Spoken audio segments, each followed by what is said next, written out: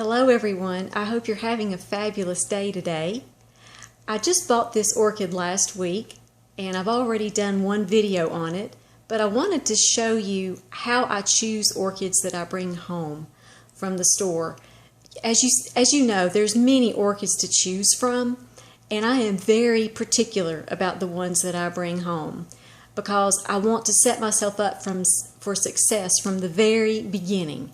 So I always choose the healthiest plants that I can find. I had looked all summer long for this specific orchid, and I found many of them, and none of them were in good shape, so I left them at the store. So when I finally found this one, I was very happy to find it. So I thought I would show you.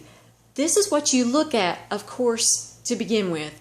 The flowers. That's what gets your attention, and these are beautiful. And it's 2 spikes on this plant, which is like a bonus. It shows it is a very, very thriving plant. Now, as you see, the first thing that you need to look at are the leaves and the roots.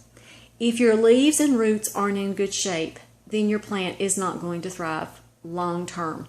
And I keep my plants and I have them rebloom for me. I really love it when they rebloom. You get a more beautiful rebloom than the initial bloom when you take really good care of your orchids. So as you see, I have got, wow, seven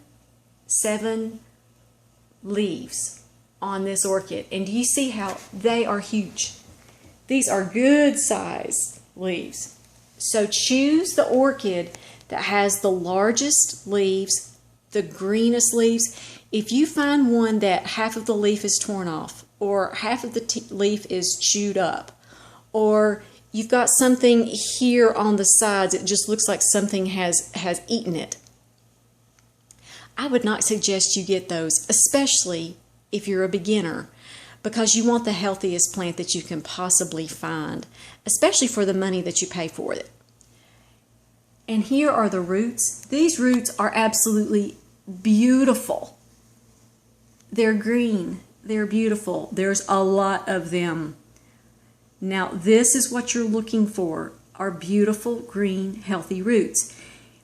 If you take this pot out of its outer decorative pot and you don't see any roots, I would not suggest you bring the plant home, because it means they're probably brown and mushy and decaying in the bark.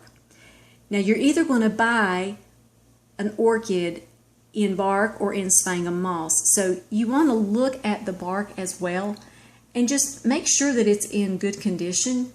You don't want to bring home an orchid that has, or the bark is already decaying in it. That's going to mean more work for you. That means you've got to repot the plant, or you can always put it in water culture. So a lot of you have asked me, what's the difference between a healthy root? These are healthy roots. See how they're green and beautiful.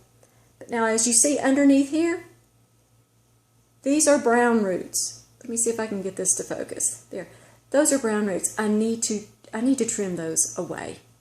I'll probably be putting this in full water culture after this gets through blooming, and those I will have to cut away. So that's how I choose my orchids. I hope that helps you as you go out looking for orchids, and I hope you have a wonderful day and be highly favored, deeply loved, and greatly blessed. And we'll see you next time.